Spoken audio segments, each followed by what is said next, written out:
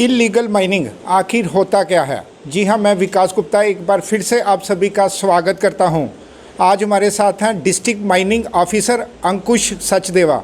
आज हम उनसे बात करेंगे और जानेंगे कि उनके ऊपर लगाए गए इल्ज़ाम कितने बेबुनियाद हैं। सर, जिस तरह से विक्रम रंधावा की तरफ से लगाया गया इल्ज़ाम, पहले 25 लाख का और उसके बाद 75 लाख की पेनल्टी, आखिर उन्होंने कहा है कि डीएम ने अपनी पर्सनल रंजिश निकालने के लिए, इसके बारे में आप क्या कहना? देखिए, मैं आपको पूरा फैक्ट समझाना चाहूँगा कि ऑनरेबल हाई कोर्ट ने रिवर तवी पे माइनिंग बैन की थी। उसी के तहत ये 2018 में हमारी कमेटी ने डिपार्टमेंट ऑफ जियोलॉजी माइनिंग ने क्रशर सीज़ किए थे। जो 14 क्रशर्स तवी में स्थित थे उन सबको सीज़ कर दिया गया था, क्योंकि ये इलीगल माइनिंग करते थे तवी से, जो कि ऑनरेबल हाई कोर्ट ने बैन की थी। उसके बावजूद ये क्रशर्स चोरी छुपे क्लैंडस्टाइनली ऑपरेट करते थे, जिनके बाद इनको नोटिस भी दिया गया और इनसे पूछा गया, इनके बिजली के बिल मांगे गए, इनसे डॉक्यूमेंट्री एविडेंस मांगे गए, चलान्स मांगे गए इनसे कि आपने इतना जो मटेरियल जमा किया है या आपने जो इतने टाइम से चोरी छुपे चला रहे हैं उसका हमें पूरा ब्यौरा दे। बट इन्होंने देने से इनकार कर दिया। इन्होंने कुछ भी डिपार्टमेंट के साथ कोऑपरेट नहीं किया। उसके बाद हमें जब बिजली के महकमे से हमें पता चला कि काफ़ी यूनिट्स इन्होंने कंज्यूम किए हैं, काफ़ी इलीगल तरीके से इन्होंने अपने क्रशर चलाए हैं, उसी के बेसिस पे हमने इनको पेनल्टी इम्पोज़ की। अब ये देखिए कि जब ये जो पेनल्टी इम्पोज़ की है ये स्टेट एक्सचेकर के खाते में जाएगी। ये कोई मेरे घर या आपके घर नहीं जाने वाली। इसी से ही गवर्नमेंट की वेलफेयर स्कीम्स लॉन्च होती हैं, ये स्टेट एक्सचेकर को रेवेन्यू जाता है। और ये जो इनके इलीगल एक्ट हैं उसकी वजह से इनको एज ए पेनल्टी इम्पोज हो रही है। तो ये इस पर डराना धमकाना, प्रेशर टैक्टिक्स यूज़ करना, हरास करना कि हम डर जाएं और आगे से ऐसा इलीगल माइनिंग के खिलाफ जो माफिया ऑपरेट कर रहा है इसके खिलाफ एक्शन लेना बंद कर दें। बस ये उसी तहत ये चीज़ें। सर, विक्रम रंधावा जी का ये भी कहना है कि डीएमओ की तरफ से हफ्ता वसूली की जाती थी, इसमें कितनी सच्चाई है? देखिए, मैं आपको बताऊं कि पहले जब हम रात को जाते थे इलीगल माइनिंग रोकने, तभी भी हम पे अटैक हो जाता था। अब इन्होंने देखा अटैक से इनसे कोई फ़र्क नहीं पड़ रहा है, तब भी 2-3 बार हमने एफआईआर लॉन्च करवाई है। तो अब इन्होंने कहा कि इन पे ऐसे कीचड़ उछाला जाए और ऐसे बेबुनियाद बातें की जाएं ताकि इनका मोरल डाउन हो जाए, ये डिप्रेस हो जाएं, डिमोरलाइज हो जाएं, इनको और फ्रस्ट्रेट किया जाए ताकि अब ये किसी भी इलीगल माइनिंग के खिलाफ एक्ट करने से डरें। तो डिपार्टमेंट पूरी अपनी तरीके से कार्रवाई करता है। इन चीज़ों का हम गवर्नमेंट सर्वेंट्स पे नहीं फ़र्क पड़ना चाहिए और पड़ता भी नहीं है। हम अपनी ईमानदारी के साथ, अपनी ऑनेस्टी के साथ अपनी ड्यूटी करेंगे और जो भी लीगल माइनिंग करेगा, चाहे वो कोई भी, no one is above law, कोई भी व्यक्ति हो, कोई अगर बड़ा व्यक्ति भी है, अगर वो इलीगल माइनिंग में लिप्त पाया जाएगा तो उसको पेनल्टी इम्पोज होगी। ये नहीं देखा जाएगा कि उसका वो कौन है। सिर्फ हम यहाँ ट्रॉलियाँ, टिप्पर या डंपर उन्हीं लोगों वो जो इलीगल माइनिंग करें उनको तो पकड़ ही रहे हैं, लेकिन सिर्फ उनको नहीं पकड़ेंगे, जो और भी पीछे हैं इनके उनको भी पकड़ा जाएगा, उनको भी पेनल्टी इम्पोज की जाएगी।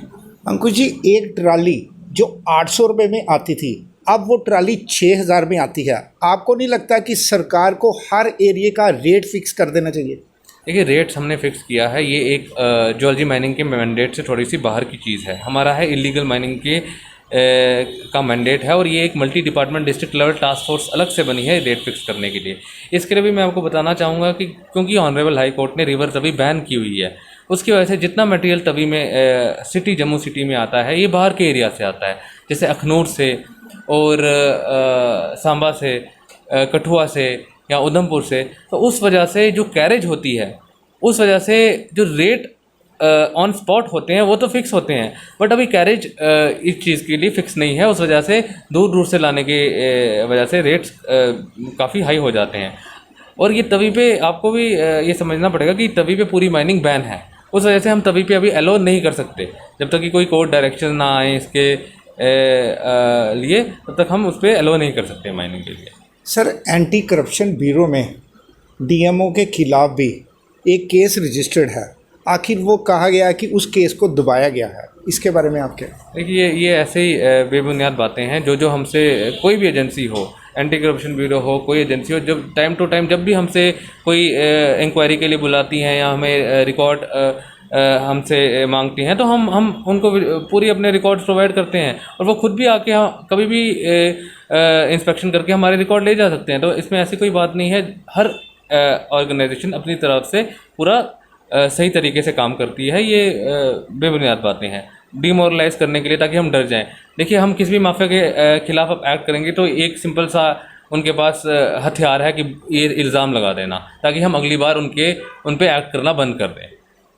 तो सर, ज़ूलॉजी माइनिंग डिपार्टमेंट में जो पिछले 2.5 सालों से एक रेवेन्यू आता था 6 से 7 करोड़ रुपए का, वो अब आ रहा है सिर्फ 6 करोड़ का। आखिर इतना कम रेवेन्यू कहाँ चला गया? देखिए, ये जानकारी आपको बाय वर्ड ऑफ माउथ मिली है बाकी लोगों से, जिससे जो फैक्ट से कहीं कोसों दूर है। हाँ, बिल्कुल, अब मैं आपको बताता हूँ, इस साल हमने ई ऑक्शन की है जम्मू डिस्ट्रिक्ट में, जिसमें हमें 36 करोड़ रुपए का रेवेन्यू आया, रियलाइज हुआ है 36 करोड़ रुपए का इसी साल? हाँ, इसी साल जो ई ऑक्शन हमने की। उसके अलावा मैं आपको बताऊँ, पिछले फाइनेंशियल ईयर में पेनल्टीज़ में हमने 25 लाख रुपए जनरेट किए थे, और इस साल हमने उस 25 लाख को 2.5 करोड़ पहुंचा दिया है। आप सोचिए, 900% इंक्रीज़ किया है हमने एनफोर्समेंट में।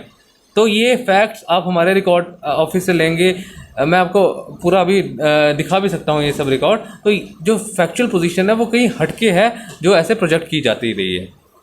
और टोटल रेवेन्यू भी हमारा उस 35 करोड़ के अलावा भी हमने 5.5 करोड़ अलग से भी रियलाइज़ किया है। तो जो टोटल इस फाइनेंशियल ईयर में 40 करोड़ से ऊपर हमने जनरेट किया है रेवेन्यू।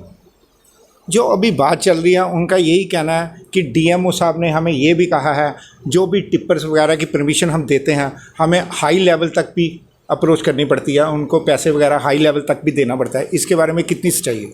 ये सब डिमोरलाइज करने वाली बातें हैं। ये सब चीज़ें होती तो हम क्यों पेनल्टी इम्पोज करते? हम इलीगल माइनिंग माफिया के खिलाफ लड़ रहे हैं। अब यह है कि जब भी आप इस टाइप के एक्शन लेते हैं, आपको इन एलिगेशन सर, ये जो पेनल्टी आपने डाली है ये तो सारी गवर्नमेंट खाते में? बिल्कुल गवर्नमेंट खाते ये तो किसी पर्सनल रंजिश के कारण किसी के ऊपर जाएगी नहीं, या ना तो आपके खाते में ना कि आपके एम्प्लॉइज़ के अकाउंट्स में। एब्सोल्युटली, वही मैं समझाना चाहता हूँ कि ये जो पेनल्टी है ये एक proper black and white paper में निकली है। ये या नहीं कि मैंने फ़ोन में उनको कोई बोला हो या ऐसा कुछ किया हो। ये तो एक ब्लैक एंड वाइट पेपर में पेनल्टी निकली है। इसमें बाकी चीज़ें इंक्लूड करने का मुझे तो समझ नहीं आता ये कैसी बातें कर रहे हैं। सर, बहुत बहुत शुक्रिया। ये थे हमारे साथ अंकुश सचदेवा, जिनका कहना था कि इलीगल माइनिंग जम्मू में किसी भी हद तक बर्दाश्त नहीं की जाएगी, वो चाहे जितना भी बड़ा मगरमच्छ क्यों ना हो। आगे भी देखते रहिए। वीडियो जर्नलिस्ट अभिषेक बड़ू के साथ विकास गुप्ता, यंग बाइट्स, जम्मू।